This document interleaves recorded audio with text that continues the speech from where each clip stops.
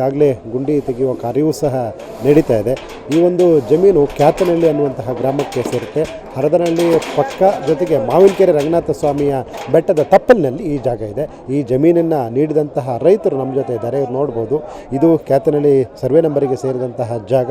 ಮಾವಿನಕೆರೆ ರಂಗನಾಥ ಸ್ವಾಮಿ ಬೆಟ್ಟದ ತಪ್ಪಲಿನಲ್ಲಿ ಬರುತ್ತೆ. ಆ ರೈತರು ಎಲ್ಲರೂ ಸಹ ಸ್ವಯಂ ಪ್ರೇರಿತರಾಗಿ ಚೆನ್ನಮ್ಮನವರ ಅಂತ್ಯಕ್ರಿಯೆ ಮಾಡೋದಕ್ಕೆ ಒಂದು ಪುಣ್ಯ ಸ್ಥಳ ಆಗುತ್ತೆ ಅನ್ನುವಂತಹ ಭಾವನೆಯಿಂದ ಕೊಟ್ಟಿದ್ದಾರೆ ಅನ್ನುವಂಥದ್ದು ಸದ್ಯದ ಮಾಹಿತಿ.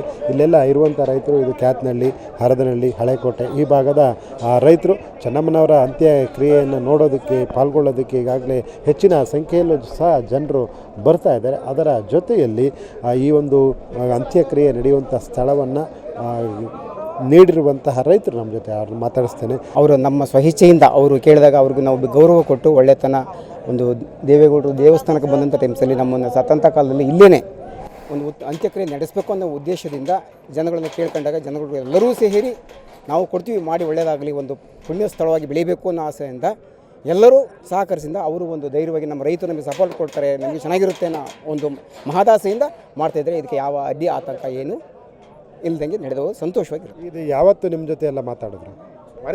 ಬಂದಂಥ ಟೈಮ್ಸಲ್ಲಿ ದೇವೇಗೌಡರು ದೇವಸ್ಥಾನಕ್ಕೆ ಬಂದಂಥ ಟೈಮ್ಸಲ್ಲಿ ಒಂದು ಕನಸಿತ್ತು ಅವ್ರದ್ದು, ಇದು ನೆನಸಾಗಬೇಕು ಅಂತ ಹೇಳ್ಬಿಟ್ಟು ಅದನ್ನು ಮಾಡಿ ಜನಗಳನ್ನು ಕೇಳಿಸಿ ಮೊನ್ನೆ ಇದು ಸಡನ್ನಾಗಿ ಆಗಿರೋಂಥದ್ದು, ತುರ್ತು ಪರಿಸ್ಥಿತಿಲಿ ಆಗಿರೋಂಥ ಸಂದರ್ಭ.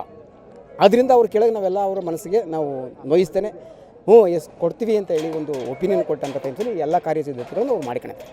ಇದು ಎಷ್ಟು ಅಂದಾಜು ಎಷ್ಟು ಜಮೀನಿದೆ, ಜೊತೆಗೆ ಎಷ್ಟು ರೈತರಿಗೆ ಸೇರಿದಂಥ ಇದು ಸಣ್ಣ ಪುಟ್ಟ 10 ಗುಂಟೆ 2 ಗುಂಟೆ 5 ಗುಂಟೆ ಯಾರೋ ಒಬ್ಬರಿಗೆ 1 ಎಕರೆ ಇರ್ಬೋದು. ಅದನ್ನು ಬಿಟ್ಟರೆ ಇಲ್ಲೇನು ದೊಡ್ಡ ದೊಡ್ಡ ಜಮೀನ್ದಾರನಾಗಿಲ್ಲ. ಆದರೂ ಸಹ ಎಲ್ಲರೂ ಒಮ್ಮತಾಭಿಪ್ರಾಯವಾಗಿ ಸಮಾನ ತಗೊಂಡು ಕೂರಿಸಿ ಅವ್ರು ಕೇಳಿ, ಅದರಿಂದ ರೇವಣ್ಣ ಸಾಹೇಬರಿಗೂ ಸಹ ಎಲ್ಲ ಧೈರ್ಯ ತುಂಬಿದರು.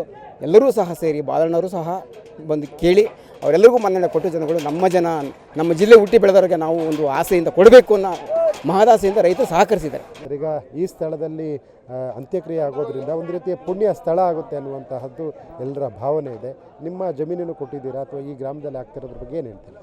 ಪ್ರತಿಯೊಂದು ಇಲ್ಲಿ ಭಾಳ ದೇವೇಗೌಡರು ಕಂಡ್ರೆ ಅಷ್ಟೇ ಪ್ರೀತಿ. ಅವ್ರ ಮನೆ ಕುಟುಂಬ ಯಾರೇ ಇದ್ದರೂ, ಯಾರೇ ಬಂದರೂ ಇಡೀ ಜನ ಎಲ್ಲ ಭಾಳ ಇದು ಮಾಡ್ತಾರೆ. ಭಾಳ ಒಳ್ಳೆಯದಾಗಿದೆ. ದೇವೇಗೌಡರು ಇದೊಂದು ದೇವಸ್ಥಾನ ಇದಿಷ್ಟು ಮುಂದೆ ಬರಬೇಕಾದ್ರೆ ದೇವೇಗೌಡರು ಅವರ ಕುಟುಂಬನೇ, ಇನ್ಯಾರೂ ಅಷ್ಟು ಸುಲಭ ಮಾಡೋಕ್ಕಾಗಲ್ಲ. ನಮ್ಮ ಹಾಸನ ಜಿಲ್ಲೆ ಅಂದರೆ ಜನ ಎಲ್ಲರೂ ಒಳ್ಳೆಯವರೇ, ಯಾರೂ ಏನು ಕೆಟ್ಟಿರಲ್ಲ. ಆದರೆ ಒಂದು ಕಣ್ಣು ಇರುತ್ತೆ ಅವ್ರಿಗೂ, ಒಂದು ಇಲ್ಲಿ ಜಾಗ, ಇಲ್ಲಿ ದೇವಸ್ಥಾನಕ್ಕೆ ಬರ್ತಾರೆ ಜನ, ಇಲ್ಲೂ ಒಂದು ಇದು ಮಾಡಿದ್ರೆ ಎಲ್ಲ ಒಂದು ಹೋಗೋಕ್ಕೆ ಬರೋಕ್ಕೆ ಎಲ್ಲ ಅನುಕೂಲತೆ ಆಗ್ತದೆ. ಪ್ರತಿಯೊಬ್ಬರು 5 ಕುಂಟೆ ಇರ್ಬೋದು, 2 ಕುಂಟೆ ಇರ್ಬೋದು, ಏನೋ ಅವರ ಅಭಿಮಾನಕ್ಕೆ ಜನ ಸಮಾನತೆ ಕೊಟ್ಟಿದ್ದಾರೆ. ಈ ಸ್ಥಳದಲ್ಲಿ ಅಂತ್ಯಕ್ರಿಯೆ ಆಗ್ತಿರೋದ್ರ ಬಗ್ಗೆ ನಿಮ್ಗೆ ಏನು ಅನಿಸುತ್ತೆ? ನಮಗೆ ಭಾಳ ಸಂತೋಷ ಆಗ್ತಾಯಿದೆ. ಈ ದೇವಸ್ಥಾನಕ್ಕೆ ಬಂದರೆ ಇಲ್ಲೇ ಇದು ನೋಡಿಕೊಂಡು ಇಲ್ಲೇ ಕೂತಿದ್ದು ನಮ್ಮ ದೇವೇಗೌಡರು, ನಮ್ಮ ಚೆನ್ನಮ್ಮ ನೋಡಿಕೊಂಡು ಅವ್ರಿಗೂ ಕೈ ಮುಗಿದ್ಬಿಟ್ಟು ಹೋಗ್ಬೋದಲ್ಲ ಅನ್ನೋ ಉದ್ದೇಶಕ್ಕೆ ನಮಗೆ ಭಾಳ ಸಂತೋಷ ಆಗಿದೆ. ನಮ್ಮ ಹಾಸನ ಜಿಲ್ಲೆ ಜನಕ್ಕೆ ಭಾಳ ಸಂತೋಷ ಆಗೈತೆ. ನಮಗೆ ಭಾಳ ತುಂಬ ಹೆಮ್ಮೆಯಿಂದ ಇದಾಗೈತೆ. ಮುಂದೆ ಚೆನ್ನಮ್ಮನವರ ಸಮಾಧಿ ಸ್ಥಳ ಅಂದರೆ ಒಂದು ರೀತಿ ಎಲ್ಲರೂ ಪ್ರೀತಿಯಿಂದ ಗೌರವದಿಂದ ಕಾಣುವಂಥ ಸ್ಥಳ ಆಗುತ್ತೆ. ನಮಗೂ ಭಾಳ ಒಳ್ಳೇದು. ಈಗ ಈ ದೇವಸ್ಥಾನಕ್ಕೆ ಬಂದು ಪ್ರತಿಯೊಬ್ಬರು ಇಡೀ ಹಾಸನ ಜಿಲ್ಲೆ ಇಲ್ದೇ ಇರ್ಬೋದು, ಮಂಡ್ಯ ಜಿಲ್ಲೆ ಯಾವ ಜಿಲ್ಲೆ ಆಗ್ಬರು ರಂಗನಾಥ ಸ್ವಾಮಿಗೆ ಬರಲೇಬೇಕು ಅಂತ ಬರ್ತಾರೆ. ಇಲ್ಲೇ ದೇವೇಗೌಡರ ಮನೆಯದು ಸಮಾಧಿ ಐತೆ, ಚೆನ್ನಮ್ಮನ ಸಮಾಧಿ ಐತೆ, ನೋಡ್ಕೊಂಡೋಗಂ ಬನ್ನಿ ಅಂತ ಕರೀತಾರೆ. ಆಗ ನಮಗೆ ಭಾಳ ಇಲ್ಲಿ ಬಂದು 1 ಗಂಟೆ ಅಲ್ಲೊಂದು ಗಂಟೆ ಕೂತಿದ್ರೆ ಇಲ್ಲೂ 1 ಗಂಟೆ ಕೂತಿದ್ದು ಹೋಗ್ಬೋದು ಅಂತ ನಮಗೆ ಭಾಳ ಸಂತೋಷ ಆಗ್ತಾ ಇದೆ. ಇದು ಈ ಜಮೀನಿನ ಅಂತ್ಯಕ್ರಿಯೆ ನಡೆಯೋದಕ್ಕೆ ಜಮೀನನ್ನು ನೀಡಿರುವಂತಹ ರೈತರ ಮಾತುಗಳು. ಹಾಸನದಿಂದ ಕ್ಯಾಮ್ರಾಮನ್ ಶರತ್ ಜೊತೆ ಹರೀಶ್, ಏಷ್ಯಾನೆಟ್ ಸುವರ್ಣ.